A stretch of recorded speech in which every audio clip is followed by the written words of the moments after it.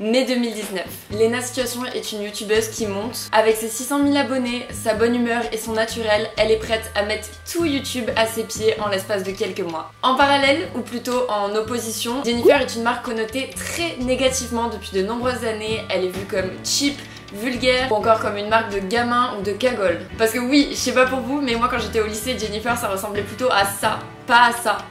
Avec la popularité de H&M ou encore Primark, Jennifer va frôler la faillite avant d'être achetée en 2018.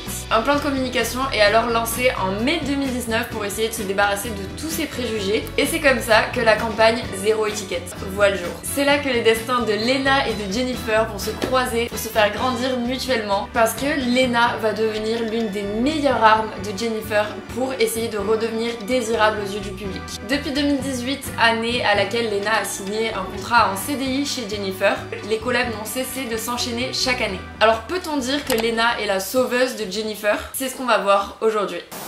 Hello tout le monde et welcome back sur ma chaîne. Bon les amis, vous l'avez compris, aujourd'hui on se retrouve pour une nouvelle analyse mode. Mais pour une fois, on va pas partir dans le côté histoire, mais plutôt du côté stratégie de communication d'une marque, en l'occurrence Jennifer avec Lena Situation. Donc on commence tout de suite. Tout d'abord, on va commencer par faire un petit état des lieux de Jennifer avant sa rencontre avec Lena Situation. Jennifer, c'est une marque française qui a été créée en 1985 et donc c'est un petit peu la première marque française qui va s'adresser aux jeunes avec des vêtements tendance et à bas prix. Mais dans les années 2000, tout commence à dégringoler. L'image se détériore et Jennifer devient petit à petit le vilain petit canard de ces magasins pour ados. Ils vont finir par n'attirer qu'une seule catégorie sociale et ils vont s'y retrouver cantonnés. Franchement, je me rappelle à l'époque quand je faisais les magasins dans un centre commercial et que je voyais Jennifer, je rentrais vraiment jamais et si jamais j'y rentrais par curiosité, souvent c'était des vêtements avec des coupes pas très avantageuses.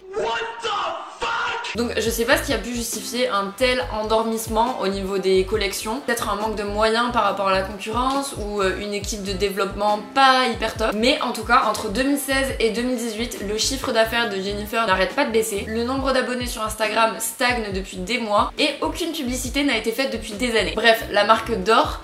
Pire, elle se casse la gueule. L'image est vraiment désastreuse. Pour vous dire, ils ont fait une étude auprès de leurs clientes pour savoir ce qu'elles pensaient de la marque et beaucoup de clientes disaient qu'elles coupaient les étiquettes des vêtements parce qu'elles avaient honte de porter du Jennifer. Et d'ailleurs c'est ça qui aujourd'hui a donné ce fameux slogan qui est Zéro Étiquette. Donc cette période aurait vraiment pu être fatale à Jennifer s'il n'y avait pas eu ce fameux changement de propriétaire en 2018. Et malgré quelques tentatives fin 2018 avec des premières collabs, notamment il va y avoir une collab pour la collection d'hiver, mais malgré tout ça la marque finit quand même cette année 2018 en déficit. Donc il était grand temps de redresser la barre. Et pour redresser la barre, ils ont pas fait les choses à moitié parce que le propriétaire il a compris qu'il fallait vraiment casser cette image qui leur collait à la peau. Et entre avril et mai 2019, il y a eu un grand ménage déjà sur Instagram puisqu'ils sont passés de presque 2000 posts Instagram à 500 posts. C'était donc le début d'une nouvelle ère. Donc ça y est, c'est l'heure de parler de la fameuse collaboration entre notre Miss Lena Situation et Jennifer. On va dire que Jennifer, ils ont parié sur le bon cheval si je puis dire, parce que Lena, au début de leur collaboration, fin 2018, elle n'a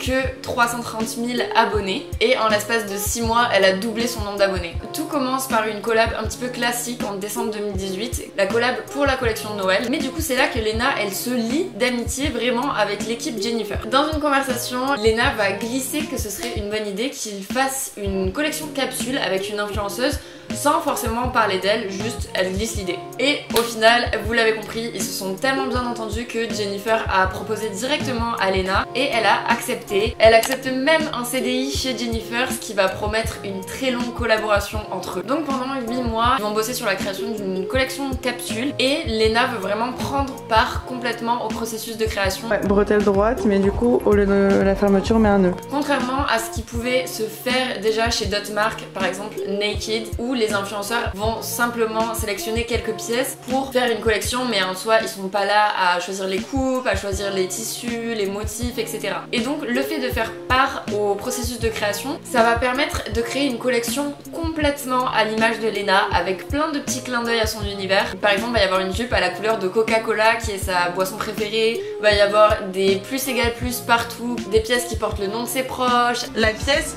et le nom que je leur ai donné parce que c'est que des noms de mes proches. Bref, la collection stylée dans toutes les situations va sortir fin mai 2019. Donc la communauté de Lena est au rendez-vous et ça offre un joli coup de pub à Jennifer. Là c'est plus égale plus de sold out égale plus de sold out.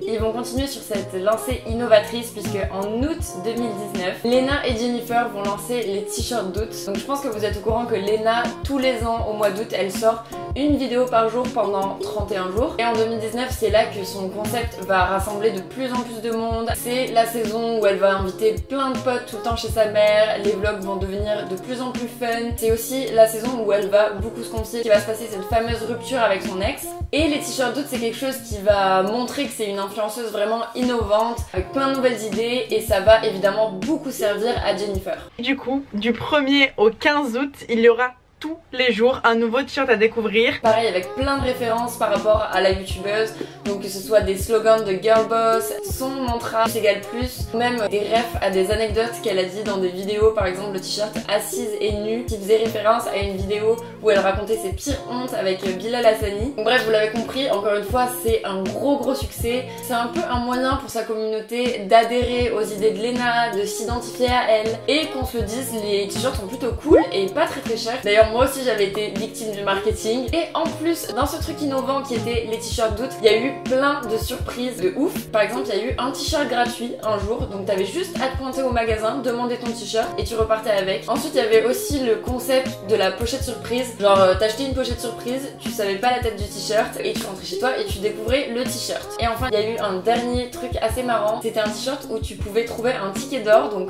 comme dans Charlie et la chocolaterie, et du coup si tu trouvais ce ticket tu pouvais passer une journée avec Lena. Je pense que c'est vraiment cet été-là que Lena a vraiment étonné tout le monde. Elle était au max de sa créativité.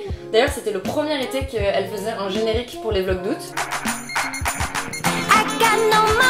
Enfin bref, elle a enchaîné les surprises et ça a été une très bonne chose pour Jennifer de surfer un petit peu sur cette vague. Et d'ailleurs ça leur a permis d'être très souvent en top tweet pendant le mois d'août. Enfin bref, un succès de ouf. En 2020, Lena passe à la vitesse supérieure, du moins son nombre d'abonnés, puisqu'elle passe le million en février. Et bien sûr, la collaboration va continuer. Donc les t-shirts d'août reviennent cette année 2020. Par contre, ils vont être un petit peu upgrade, puisqu'il y aura plus seulement des t-shirts, mais également plein d'autres pièces. Encore une fois, elle fait tout le temps plein de clins d'œil à son propre univers, genre même dans son générique des vlogs d'août, elle glisse toujours plein de petits indices que sa communauté aime bien deviner. C'est vraiment la queen des refs à elle-même. Et encore une fois, Lena va surprendre parce que en plus elle va proposer de remporter 2 stages chez Jennifer dans n'importe quel secteur, et pour ça vous n'avez pas besoin de CV, pas besoin de lettre de motivation, juste une petite vidéo qui montre votre créativité. Et encore une fois évidemment la collection est sold out. Novembre 2020, nouvelle collaboration originale qui va s'appeler Stylé dans toutes les destinations, et en fait c'est une collection qui va s'inspirer de toutes les destinations de Lena. Donc il y avait un petit coin Coachella, un coin Japon. Ah oui, et j'ai oublié de vous dire, pour cette collection ils ont fait un pop-up store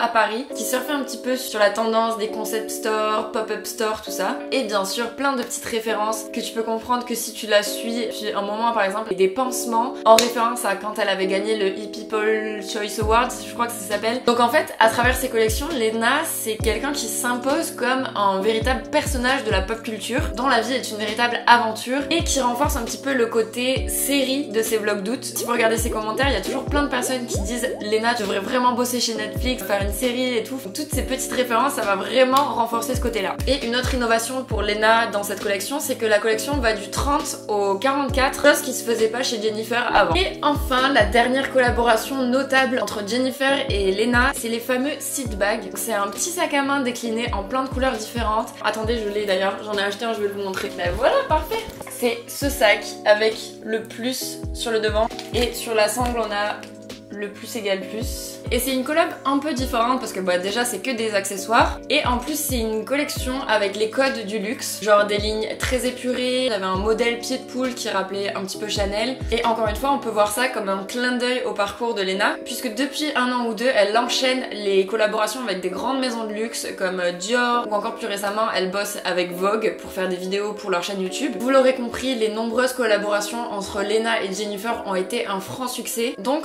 concrètement concrètement, quels ont été les bénéfices pour la marque? Entre septembre 2018 et septembre 2019, Jennifer a pris plus de 500 000 abonnés. La marque a attiré 10% d'acheteuses en plus et surtout Jennifer a eu un gain de 17% sur les parts de marché en termes de volume et 13% en termes de valeur. En bref, ils se sont vraiment réimposés comme un leader du segment 10-19 ans et du coup c'est un pari relevé haut la main. Cependant, vous vous en doutez, je pense que ce serait exagéré de dire que seule Lena a pu sauver Jennifer. Faut pas oublier que Jennifer en parallèle a mis un plan de communication vraiment très efficace et ils ont bien compris qu'ils devaient pas seulement créer une nouvelle image mais d'abord casser l'ancienne. Donc comme les ados qui détestent qu'on les réduise à des stéréotypes, la marque refuse qu'on la réduise à son nom et donc c'est comme ça qu'est né Don't Call Me Jennifer. Alors comment s'est déroulée cette campagne? Donc la veille du début de la campagne, il y a eu un teasing où 150 influenceurs ont mis dans leur story le stéréotype qui leur collait à la peau. Et comme vous l'aurez compris, une étiquette qui me colle souvent à la peau, c'est celle de Drama Queen. Juste avec le hashtag zéro étiquette mais sans mentionner Jennifer. Et le lendemain matin, il y a une quinzaine de magasins Jennifer qui ont été tagués avec justement les stéréotypes qu'on leur associait. Et évidemment, ça a fait beaucoup parler au niveau de la presse nationale. Et après ça, ils ont mis en place la campagne avec un film digital, toutes les photos, etc. Et du coup, dans la continuité de cette campagne, ils ont changé vraiment toutes les tenues des vendeurs dans les magasins, les sacs de shopping, etc. Et enfin, il y a eu une collection de Jennifer qui est née par rapport à cette publicité. Vraiment, ça aussi, c'était quelque chose de très innovant. Donc c'était le fameux zéro étiquette, une collection avec tous les stéréotypes barrés en rouge. Et ça a très bien marché. Surtout, au-delà de cette campagne qui a très bien fonctionné, Lena n'a pas été la seule influenceuse à bosser avec eux. En fait, ils ont capté que bosser avec des influenceurs, c'était un bon moyen d'attirer la communauté de ces influenceurs. Du coup, ils ont fait des collabs avec Maya Adorable, Bilal Hassani, Eva Queen, Johan Paps. Mais Johan l'a reconnu lui-même dans un interview, c'est Lena qui leur a ouvert un petit peu la voie puisqu'elle a montré à quel point les influenceurs pouvaient être utiles, que les collections pouvaient s'écouler vraiment très rapidement. Donc est-ce que Lena toute seule a sauvé Jennifer? Je pense pas qu'on puisse dire ça. Mais en revanche, je pense que Jennifer a vraiment beaucoup bénéficié du fait d'être rattachée à cette influenceuse montante, parce que oui, aujourd'hui quand on pense Jennifer, on pense également Lena Situation, et du coup c'est un petit peu comme si la montée de Lena avait tiré Jennifer vers le haut. Et plus que toute autre influenceuse, elle a su insuffler de nouvelles idées, des idées innovantes, originales, des collections qui lui correspondaient à 100%, comme je vous ai dit, avec toutes les petites rêves qu'elle a pu glisser. Franchement, ils leur ont fait une confiance aveugle, je pense, et ils ont bien fait, puisque Lena est l'une des communautés les plus engagées de tout le YouTube lifestyle français. Donc sans Lena, je suis pas sûre que les autres collaborations auraient eu autant d'impact. Je pense qu'aujourd'hui Jennifer c'est vraiment devenu la marque de prêt-à-porter avant-gardiste, vraiment très proche des jeunes, puisqu'ils ont sorti un média qui s'appelle Break, donc qui est exclusivement sur TikTok,